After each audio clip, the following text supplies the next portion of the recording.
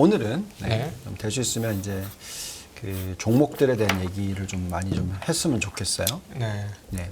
근데 이제 그거를 연결시켜서 좀 얘기를 하자면 어쨌든 이 IT 섹터의 움직임으로 따졌을 때 저희가 이제 계속 1995년 2월의 마지막 금리 인상 이후의 시장이랑 좀 비교하면서 얘기하자라는 얘기를 좀 많이 하고 있습니다.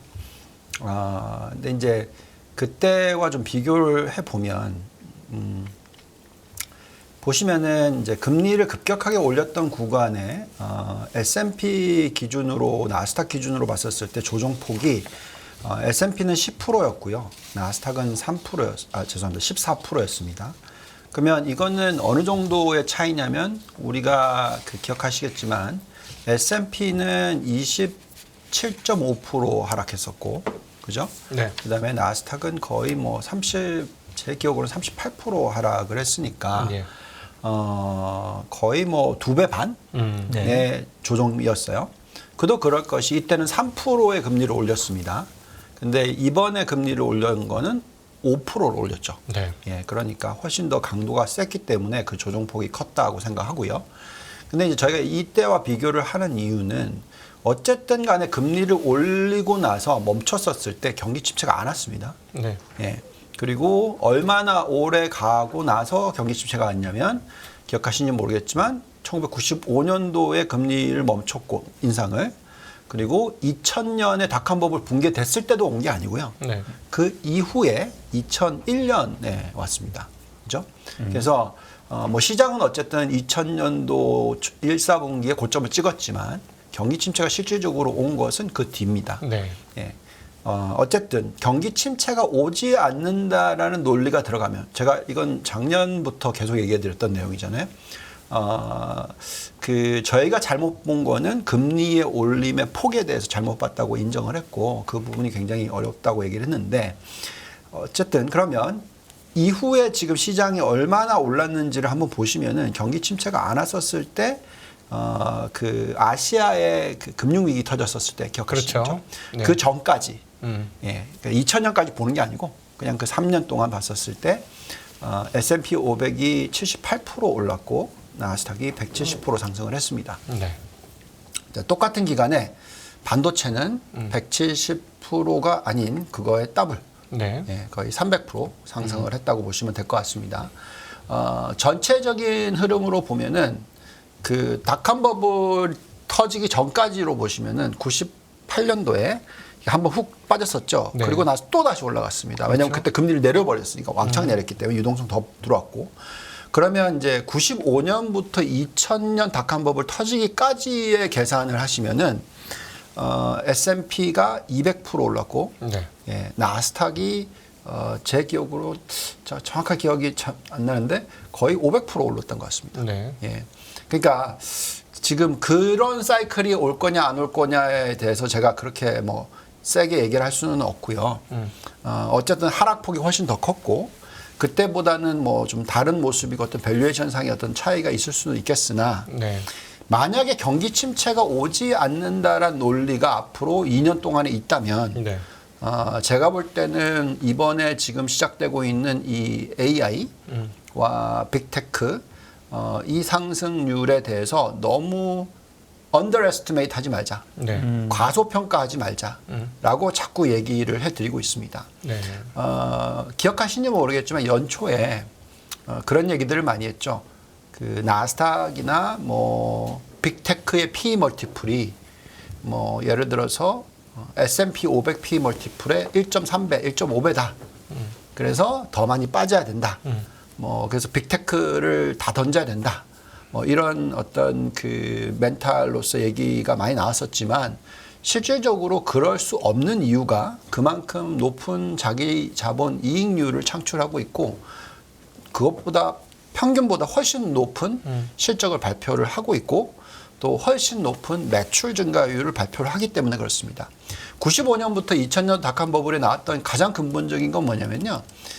매출 증가율이 원래 예상했던 것보다 훨씬 IT 섹터에서 많이 나왔다는 겁니다. 이 부분을 조금 이따 좀 다시 보여드릴 텐데요. 어쨌든 지금 현재 시점에서는 이 성장 업종, 그러니까 지금 우리가 흔히 얘기하는 대표 대장주라고 얘기하죠. 그 대장주의 상승에 대해서 계속 말씀을 드립니다만 과소평가하지 말자. 예. 그때는 뭐였냐면은 반도체와 생명공학이었어요. 바이오 업종이었습니다. 가장 대표적인 업종들이 지금은 저는 반도체와 AI 뭐 더 나아가서 전기차 부품 그리고 또 더 나아가서 바이오도 포함이 될 거고 뭐 그다음에 이제 신재생 에너지까지 쭉 저희는 그쪽으로 지금 보고 있다고 계속 말씀을 드리고 있습니다. 자, 그러면 또 이것도 한번 보죠. 금리를 마지막으로 올리고 나서 물론 옛날에는 좀 틀렸었을지 모르겠으나 95년도 이후부터는 한번 보시면은 95년 2월 마지막으로 금리를 올리고 나서 35.7% 올랐고요. 1년 동안에. 그다음에 요거는 이제 중간에 아까도 말씀드렸지만 그 한번 내렸다가 다시 올렸던 케이스. 그래서 그 긴 사이클에서 잠깐의 좀 정책적인 미스가 났던 케이스라서 요거는 좀 제외시키고요. 그 다음에 있었던 게 2006년입니다. 보시면은 18.1%. 그 다음에 있었던 게 2018년 12월인데 27.9%입니다. 그러면 5월 1일 날부터 지금까지 상승폭이 그렇게 높지는 않죠, 아직까지는. 네. 예, 그래서 추가적으로 앞으로 1년에서 2년 동안에 두 자릿수의 상승률을 볼 수 있을 확률은 상당히 높다라고 저희는 생각을 하고 있습니다. 자, 여기도 보시면은 아까도 말씀드렸습니다만 이게 급격한 금리 인상 사이클, 급격한 금리 인상 사이클입니다. 네. 그러니까 그 마지막으로 올리고 나서 78%, 마지막으로 올리고 나서 32%, 마지막으로 올리고 나서 48%. 네. 예, 상승을 했던 시장이 나오고 그 다음에 이제 경기 침체와 큰 폭의 하락장이 왔었다. 네. 예, 그래서 지금 현재부터 1년 반 내지 2년 정도의 최소 상승폭은 저희가 밸류에이션으로서 들여다봤었을 때 S&P 500 기준으로서 한 30% 정도. 예, 그 정도는 추가로 더 상승을 하고 고점을 찍고 다시 빠질 수 있는 가능성이 높지 않을까. 네. 자, 그렇게 계산하면은 2022년 S&P 고점 4,800 그리고 나스닥 고점 16,200까지는 한 번 시도는 하지 않을까. 예, 그 정도로 보고 있습니다. 네. 근데 여기서 이제 근본적인 한번 고민을 좀 해봐야 될 것 같아요. 저도 개인적으로 지금 지금 뭐 폴 트루더 존스도 얘기를 했습니다만 이번이 PC 시대와 인터넷 시대에 버금가는 새로운 생산성 혁명이 오고 있다. 이번 AI가 개인적으로 제가 좀 썼어요. 네. 이거를. 저 원래 완전 기계치거든요. 저 잘 안 써요. 아, AI를 쓰고 있었다고? 네네. 거의 이런 거 잘 안 써요. 그래서 빙에서 챗 GPT 할 때는 안 썼거든요. 빙을 까는 게 힘들어서. 그런 정도의 기계치인데 구글 같은 경우는 바로 그냥 홈페이지 들어가니까 깔게 돼 있어서 까는 게 아니라 그냥 열어볼 수 있게 돼서 좀 써봤어요. 그랬더니 이게 앞으로 검색 시장을 뺏어오겠구나라는 느낌은 세게 받았거든요. 그래서 생산성 혁명도 실제로 제가 이제 원고 준비하면서 몇 가지 궁금해서 물어봤는데 틀리기도 틀리는데 그럼 무조건 긍정적인 답변만 해. 모른다는 얘기는 절대 안 해. 근데 그래서 이제 그거를 가려보긴 해야 되는데 유효한 정보들을 제공을 해주더라고요. 그래서 이게 분명히 될 것 같긴 한데 그럼에도 불구하고 우리가 근본적으로 한번 고민해봐야 될 게 그래서 장이 올라가고 생산혁명이 나와서 그 빅테크 기업들하고 몇몇 기업들이 좋을 것이고 실제 이미 그렇게 되고 있는데 그 코로나 때 기록했던 제로 금리 수준이라는 그 완벽하게 위험 자산한테 그 좋은 토양, 그 최고의 토양, 제로 금리라는 최고의 토양과 비교했을 때. 네. 5%의 금리를 뚫고 지수가 상승을 한다고 해도 그때만큼 탄력적으로 상승하기는 어렵지 않을까. 왜요? 금리가 너무 높잖아요. 금리가 제약적인 상황이지 않습니까? 닷컴 버블 붕괴 일어났을 때 아까 차트 보여드렸잖아요. 근데 지금 닷컴 버블 붕괴 때 금리가 얼마인데요? 여기인데. 그러니까 그렇게 단순 비교를 하면 그럴 수 있는데 저는 개인적으로 그러니까 단순 비교를 하는 게 아니죠. 우리는 네. 항상 숫자로 계산을 하죠. 그런데 왜 어떻게 숫자를 계산을 하느냐? 금리가 5%이면 우리가 웨이티드 에버리지 코스트 오브 캐피털을 계산할 때 그 금리가 들어가죠, 당연히. 네. 그리고 이때도 물론 ROE가 어느 정도 상출이 됐었느냐, 왜 크래시가 왔느냐. 네. 미국의 나스닥이 98년도에 ROE 피크였어요. 네. 그게 21%입니다. 그리고 나서 닷컴 버블이 터지기 전까지 실질적으로 ROE는 21%에서 10%로 떨어졌어요. 네. 근데 매출 증가율이 엄청나게 나왔어요. 두 자릿수가 계속. 네. 그러니까 결국은 매출 증가율과 이익 증가율이 연결이 안 됐어요. 그리고 크래시가 왔습니다. 네. 네. 네. 그러니까 기본은 매출 증가율이 두 자릿수니까 ROE도 계속 높게 유지가 될 거구나. 언젠가 올라오겠구나. 이렇게 하다가 이제 버블이 터졌어요. 네. 예.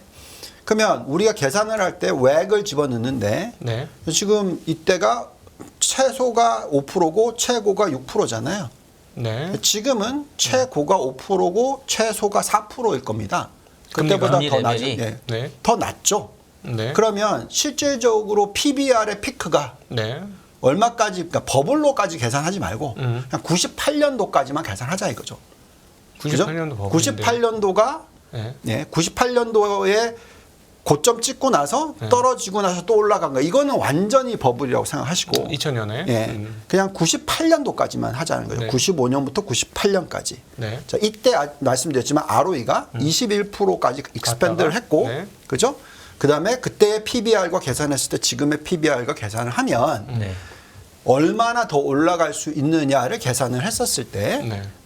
나스닥으로 계산을 하면은 매년 연간 지금 ROE가 20%가 훨씬 넘어요. 네.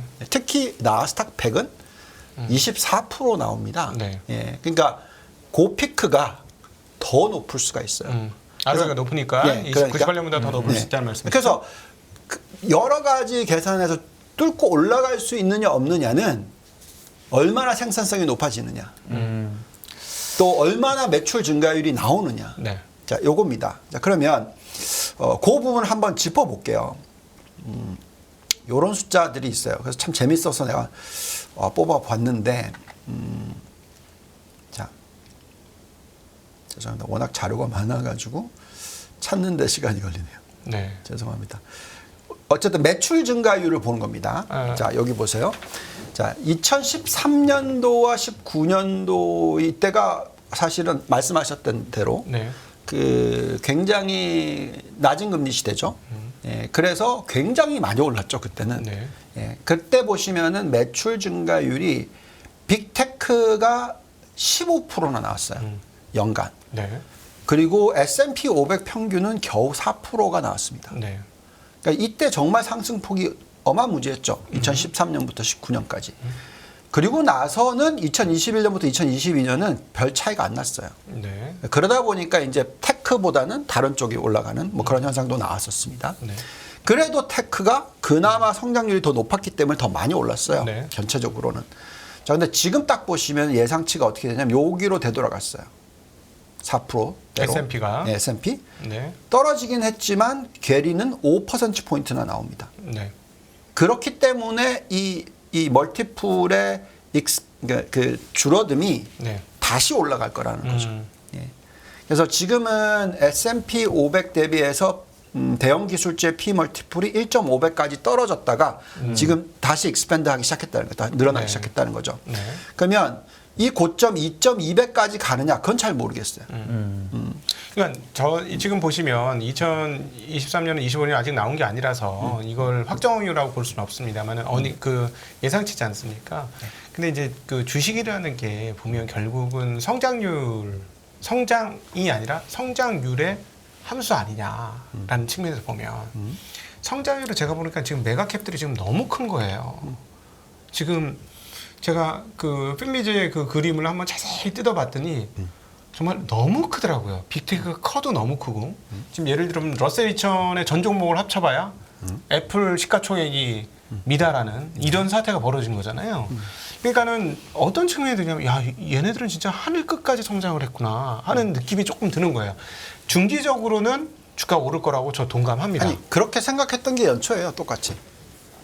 무슨 아니, 말씀이냐면 연초는 주가가 많이 빠졌고 이제 조금 반등했고 앞으로 조금 제대로 저는 신고를 낼 것 같아요. 1년짜리 신고를 내고 그다음에 그 전고를 향해서 전고점 역사적 고점을 향해 갈 것 같습니다. 네. 그렇게는 생각이 드는데 그럼에도 불구하고 그 지금 이렇게 ROE를 태워버리는 이 구조들이 제가 전 어떤 느낌이 드냐면 조금 과하지 않느냐 하는 느낌이 조금 드는 거예요. 뭐냐면 뭐 보잉에서 봤듯이 애들이 좀 과하게 자본을 태워버리고 없애버리고 있구나. 보잉은 문제가 생겼던 회사고. 네. 네. 그러니까 제가 보기에는 얘들이 다 모든 세계의 에너지를 다 빨아가는 것도 맞고 모든 이익을 더 과점에서 갖고 가는 것도 맞는데 야 이거가 진짜 이 정도면 여기서 추가적으로 성장 얼마를 하고 나면 더 이상 어떻게 클 수 있지? 할 정도 너무 커진 거 아닌가 하는 생각도 좀 들거든요. 그렇게 계산하면은 네. 워런 버핏 펀드를 갖다가 공매도 하셔야죠. 워런 버핏 애플을 40% 들고 있으니까. 더 늘렸잖아요. 네네 애플을. 네. 네. 그리고 그분은 성장주에 투자하는 사람이 아닙니다. 알고 있습니다. 예. 네네. 그죠? 예, 가치에 애플도 성장주이기 때문에 투자한 게 아니었죠. 그렇죠. 네네. 그러니까 근데 더 늘리고 있어요. 네. 예, 무슨 얘기냐면 이게 설명을 해주죠. 우리 이런 지금 모습이기 때문에 미국의 퍼블릭 그러니까 상장돼 있는 기업 수가 절반으로 줄었단 말이죠. 그리고 최근에 올라가긴 했는데 더 이상 올라가질 않아요. 네. 여기에다가 심지어 또 자사주 소각까지 들어가니까. 네. 그러니까 기본적으로 ROE가 높을 수밖에 없어요. 그러니까요. 그러니까 뭐 자산 소각하는 것만큼 주가가 올라가는 건 뭐 당연한 것이고.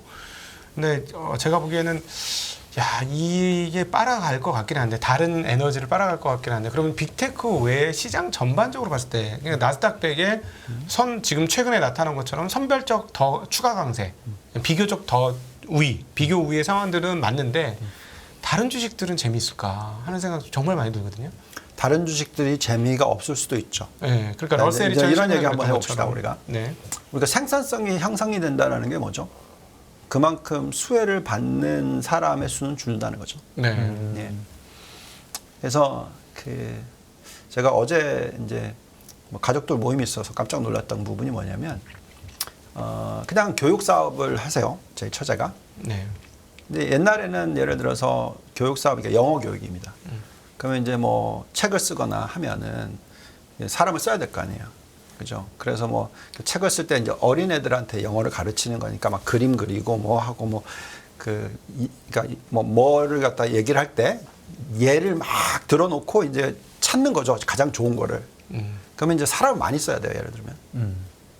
근데 그분은 진짜 컴퓨터 별로 안 좋아하는 사람이거든요. 근데 요즘에 챗 GPT를 쓴대요. 그래서 사진을 찾는데 아니 그러니까 질문을 하나 만드는데 예를 들어서 그러니까 뭐의 예를 들어서 그러니까 뭐 물을 마신다. 그러면 이제 그 물을 마시는 거에 대한 뭐 그림을 그린다든지 뭐 그거에 대한 영어로 이제 트랜슬레이션을 할 때 네. 가장 그 어린애들이 봤었을 때 가장 이해하기 쉬운 뭐 이런 걸 갖다 이제 그러니까 예를 갖다가 한 뽑아달라. 그러면은 쫙 나온답니다. 그러니까 사람을 쓸 필요가 없어요. 뭐 분명히 대체되는 부분이 크죠. 그러니까 대체되는 부분이 크죠가 아니고요. 네. 제가 볼 때는 앞으로 10년 뒤면 상상을 초월할 것 같다는 거죠. 이걸 똑같이 1995년도 기억하시는지 모르겠지만 제가 처음으로 직장을 시작했던 게 93년이거든요. 그때만 하더라도 막 팩스, 그 다음에 우리 기억나시나요? 플라피 디스크. 네. 네. 예. 저는- 그리고 제가 처음으로 그때 제가 애널리스트 시작하면서 회사 하나에 대해서 옛날에는 그냥 줄 쭉쭉 긋고 그랬지만 그때 처음으로 엑셀에서 라인 2000 라인 만들어 가지고 하나의 회사에 그 스프레드시트를 만들었단 말이죠. 네. 그거 하나 세이브하려면 플라피 디스크 3개가 필요했었어요. 네. 그러니까 이제 그런 식으로 지금 변했잖아요. 그러면서 그때 인터넷이 정말 엄청난 이제 변화를 지난 20년이죠, 그죠? 그렇죠. 예. 네. 가지고 왔는데 상상이 안 돼요, 지금. 예, 저희 조카 세대, 뭐 저희 아들 세대 지금 다 컴퓨터 쪽 부분 얘기하고 있고 그 다음에 그것 때문에 직장 구하기 어렵다. 교육 사업은 이제 망했다고 봐도 될 정도 수준이죠. 그러니까 네. 지금 이걸 지금 자꾸 상상을 해보시면은 이게 어떻게 변할지 몰라요. 그리고 자꾸 우리가 부익부 빈익빈 현상을 얘기를 하는데 그렇게 가고 있어. 빅테크가 네. 사람 제일 많이 잘랐죠. 네. 그러면 생산성이 제일 많이 상승하겠죠. 그러면 사람들이 거기에 투자를 하겠죠. 네. 이렇게 되는 거죠. 네. 그래서 아무리 생각을 해도 정말 그게 좋은 현상인가 아닌가 잘 모르겠어요. 네. 네. 인류의 정말 뭐 이 많은 70억 인구의 모든 사람을 해피하게 만들 건지 잘 모르겠으나 어쨌든 간에 부익부 빈익빈 현상은 계속될 것 같다. 그러니까 지금 말씀하신 게 나스닥 100 지수하고 러셀 2000 지수하고 비교를 해보면 매우 극명하게 나오고 있는 게 사실이에요. 그게 그럴 수밖에 없는 게 네. 저희는 밸류에이션을 구하잖아요. 러셀 2000에 자 이렇게 보시면 됩니다. 러셀 2000은 보통 경기가 좋아질 때 삽니다. 왜냐하면 경기 민감하니까. 근데 지금 그것도 아니죠. 경기가 둔화되고 있어요. 네. 자 그러면 러셀도 보면은 러셀 1000이 있고 러셀 2000이 있어요. 그죠? 그러면 러셀 2000으로 들어가면은 뭐 IWN과 IWO가 있고 IWM이 있습니다. 그러면 이제 이 러셀 2000은 뭐냐면 1000개 기업부터 2000개 기업의 1000개입니다. 네. 그죠? 그러면 그거는 사실 중소형주죠. 그렇죠. 예. 근데 보시면은 가치주들의 매력도가 훨씬 더 높아요. 성장주보다는. 그게 왜 그러냐면은 이 가치주들은 엄청나게 저평가되어 있는 거죠. 성장이 적다 하더라도. 네. 그래서 살만해요. 근데 성장주는 작은 회사를 사면 밸류에이션 매력도가 전혀 없어요. 근데 러셀 1000으로 가잖아요. 러셀 1000은 뭐냐면 1등부터 1000입니다. 네. 성장주의 매력도가 훨씬 더 커요. 가치주보다. 대형 기업들 중에서는 그 이게 말씀이시죠? 무슨 얘기냐면은 대형 기업들이 성장을 더 많이 한다는 얘기예요. 네. 완전히 지금 반대로 가 있는 거예요. 그렇죠. 예. 예를 들면 가격이 싼 주식이 올라가는 게 아니라 미국 같은 경우는 빅테크, 나스닥 100 지수와 러셀 1000 안에 들어있는 빅테크들이 지수를 끌어가면서 끌고 있는데 뭐 ROE라든가 뭐 이익률이라든가 그러니까 이런 걸 따져보면 더 매력적이다. 그게 이거라는 네. 거죠. 이 차트가 네. 매출 증가율이 S&P 500보다 대형 기술주가 15%, 가 17%, 가 9%, 네. 2배씩이라는 거죠. 네. 그걸 지금 2013년부터 2023년까지 10년을 했고 앞으로도 또 그럴 거라는 얘기를 해요. 네. 근데 여기다 대놓고 우리가 빅테크를 던지고 중소형주를 사자. 전 이 얘기 못 한다는 얘기죠. 네. 그렇죠. 뭐 충분히 뭐 그렇다고 보고 사실 지금까지의 정답이 그래 왔고요. 네. 네. 근데 저가 이제 드렸던 질문은 어떤 거냐면 지금 이 금리에서 네.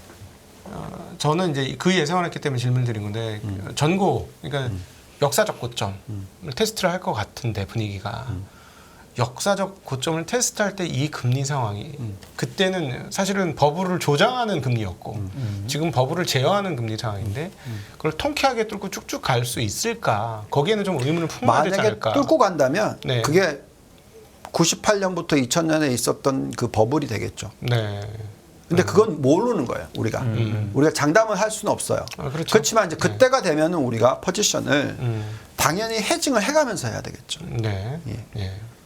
그래서 밸류에이션 툴이 중요한 거고. 네. 그래서 뭐 우리가 흔히 얘기하는 P만 보는 게 아니라 P 팩을 봐야 되는 거고. 네. 그죠? 그다음에 우리가 PBR만 보는 게 아니라 ROE를 봐야 되는 거고. 그죠? 네.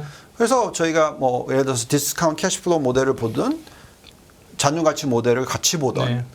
결국은 그걸 다 봐야 된다는 거죠. 그래서 그러면서 판단을 해야 되는 거죠. 네. 근데 지금 현재 시점에서는 아직까지는 그 버블 정도가 아니라는 거죠. 그래서 그 버블을 한번 다시 보면 그거를 참 숫자로 잘 보여준 차트가 있어요. 네. 요겁니다. 이게 그 과거에 항상 버블이 생겼었을 때 어느 정도까지 오르는 게 버블이 끝났다라고 얘기하냐 했었을 네. 때 이게 이제 골드 버블이고 이게 이제 일본 시장 굉장히 핫했을 때 그 다음이 이제 아시아 시장 이게 닷컴 버블 붕괴되기 전 네. 그죠? 그 다음이 인터넷입니다, 그죠? 이게 하우징 그 다음에 이게 중국 네. 여기가 이제 뭐 바이오텍 뭐 쭉쭉쭉 하고 비트코인 나왔어 아크 나왔어요. 네. 빵 여기 나왔습니다. 근데 AI는 여기예요. 이런 이게 시장 규모로 계산을 하신 건가요? 몰라요. 이건 뱅크 오브 아메리카가 네네. 가장 비관적으로 보는 뱅크 오브 아메리카입니다. 네네. 네. 항상 시장에 대해서. 근데 이제 뱅크 오브 아메리카가 계산하기에는 AI가 버블일 수는 있으나 네. AI는 버블의 시작 단계밖에 안 됐다. 라고 얘기를 하는 거죠. 역대 비트코인이 버블이 가장 심했다고 보는 거네요. 네. 그죠? 네. 예. 질문 드릴 게 있었는데. 그러면 사실 저는 개인적으로 이제 부채 한도라든가 금리는 이제 리스크의 리스트에서 없어졌다라고 개인적으로 생각을 해요. 네, 저도 그렇게 생각합니다. 예. 근데 이제 그거는 문제가 아니고 하나 남은 지금 미국 시장의 리스크라고 생각이 드는 것은 연준 인사들도 얘기를 하고 있습니다만은 네. 지금 병합합병, 지역은행들의 병합합병 얘기가 계속 나오잖아요. 재무장관까지 나와가지고 병합합병 해야 된다, 더 해야 된다.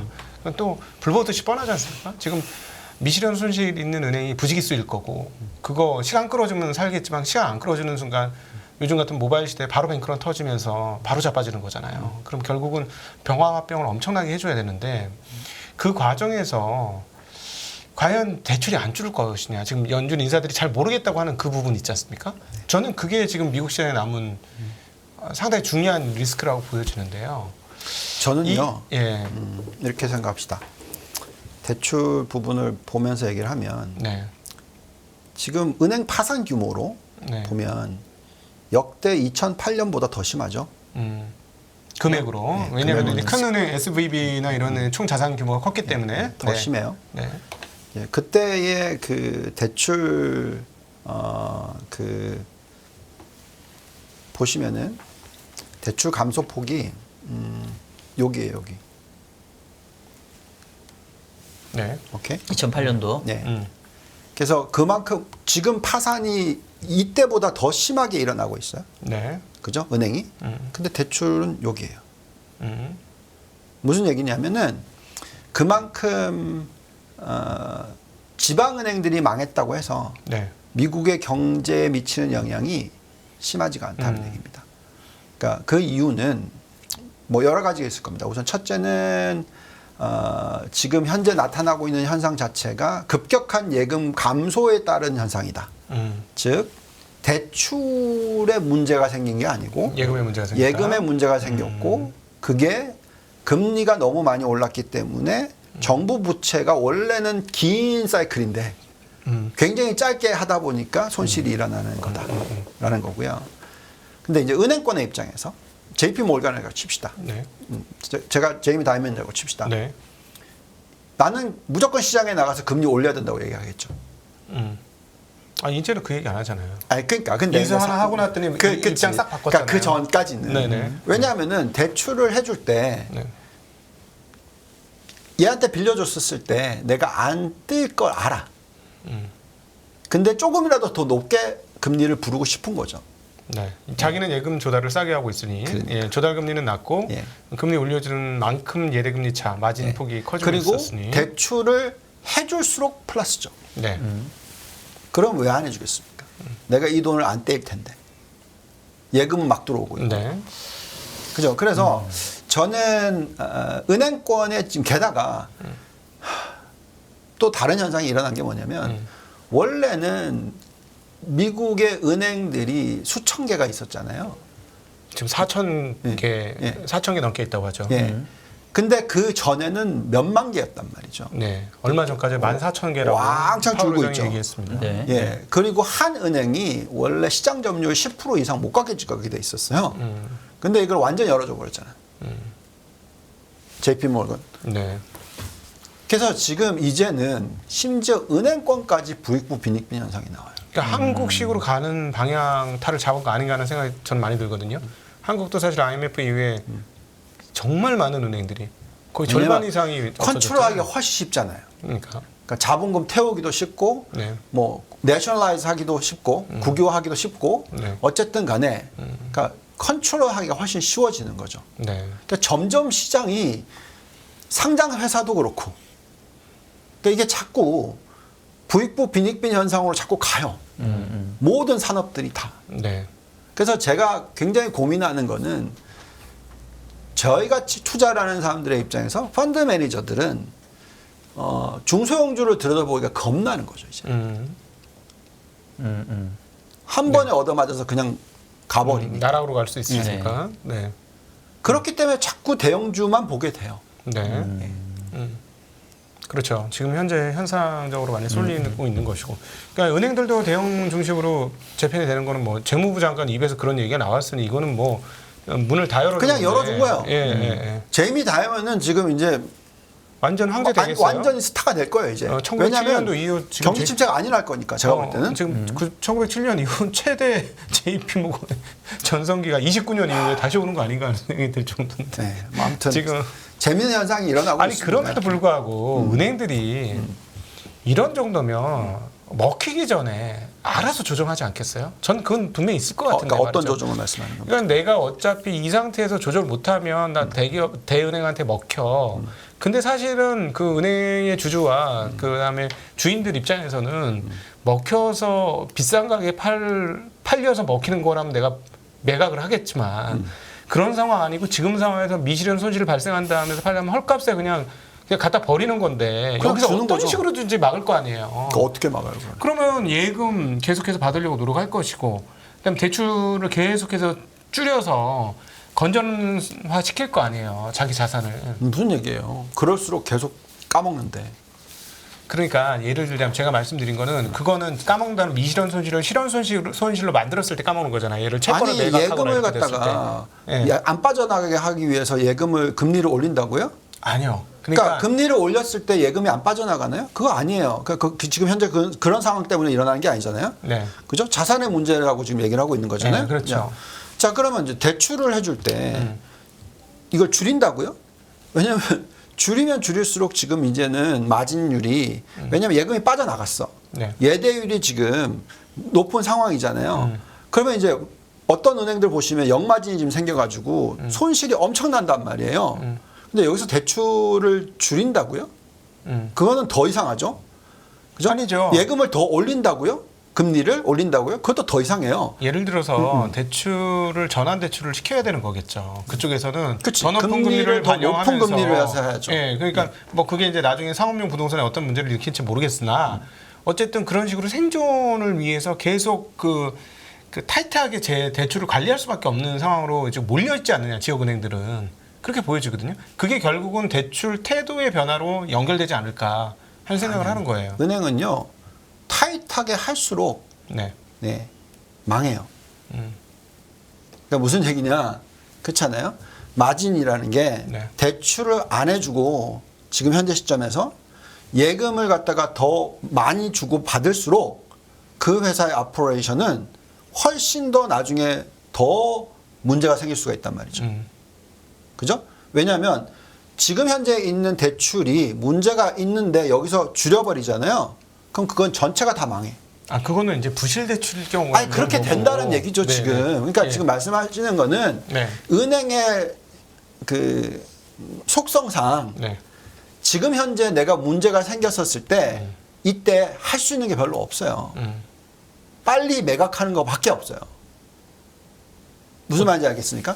어떤 걸 매각을? 그러니까 자기 자신을 그러니까 현재 지금 자산을 자금 팔아 치우는 것밖에 없다. 없다는 이 거죠. 말씀은. 이걸 갖다가 어떤 식으로 해서 대출을 줄이고 뭐 그럼 증자를 해야 돼. 아니 그건 같지는 않고 지금 지난주에 보게 되면 파월 의장이 금리를 덜 올릴 수도 있겠다라고 얘기한 이유가 최근에 은행권 이슈 때문에 네. 약간의 신용공여가 조금 예전보다는 타이트해질 수 있지 않겠냐. 근데 그거는 지난번에 이제 뭐 SVB도 그렇고 뭐 시그니처도 그렇고 결국은 유동성이 조금 넉넉하게 있어야 되겠다. 은행 입장에서는. 그럼 옛날에는 예를 들면 뭐 예금을 100을 받으면 대출을 90 해줬다고 한다면 예전에 비해서는 은행이 자체적인 유동성을 조금만 조금 더 가져가려고 하는 요인이 생길 수 있잖아요. 그러면 같은 예금 대비 대출을 좀 덜 해줄 수 이 있는 차트를 요인. 한번 보세요.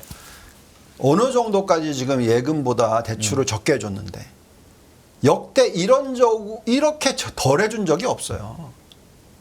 예? 그러니까 지금 지금 이게 논란이 되는데 이거는 제 생각에는 예금을 훨씬 싼 가격에 계속해서 조달을 하려고 노력을 할 것이고 당연히 그다음에 대출은 높은 대출을 받는 쪽으로 자꾸 재편을 하려고 할 그렇죠. 것이고 그게 압박적 요인을 만들 거라는 거예요. 압박적 요인이라면 그러니까 누구한테 압박적인 요인? 그 대출을 받아야 되는 사람들한테 네. 앞으로 이게 시간이 지날수록 자기 생존을 위해서 결국 어떤 식으로든지 금리를 높이든지 어떤 식으로든지 해서 대출자에게 불리한 상황들이 계속 그렇죠.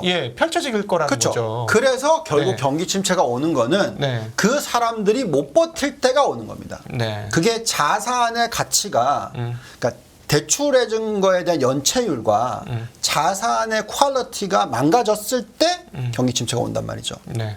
그래서 금리를 옛날에 5% 주던 거를 7% 주기 때문에 망하는 사람들이 있을 수도 있고, 네. 그죠?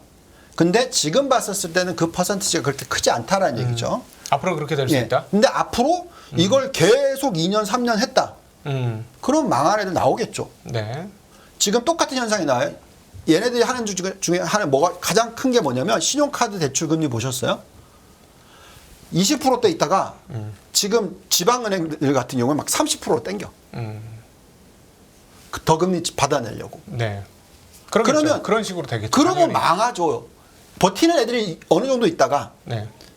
정말 한계에 있는 애들은 망하기 시작하겠죠. 음. 근데 그게 자, 시간이 걸린다는 거죠. 시간이 없어서 여기서 요 네. 부분 토론은 요 정도로 정리해야 될 것 같습니다. 아유, 마지막에 네. 제가 마무리를 했어야 되는데 두 분이 얘기하는 게 지금 좀 진행이 안 되는 것 같아서 정리를 하려다가 또 길어지고 말았는데요. 정리해 주세요. 오늘 다음 주에 다시 하죠. 은행의 대출 태도가 과연 좀 타이트해질 것이냐 아닐 것이냐 네. 향후에 은행의 자구책은 무엇이 될 것이냐 그에 따른 영향은 어떻게 될 것인지 다음 주에 이어서 토론을 하도록 하겠고요. 오늘 2부 순서는 여기서 마치고 우리 유본 부장님은 보내드리도록 하겠습니다. 네. 감사합니다. 수고하셨습니다. 수고하셨습니다. 안녕하세요. 이승입니다. 더 많은 영상을 보고 싶으신 분들은 화면 오른쪽에 있는 구독 버튼을 눌러주시기 바랍니다. 그리고 영상을 보시면서 좋아요는 필수인 거 아시죠? 항상 인포맥스 라이브를 사랑해 주셔서 감사합니다.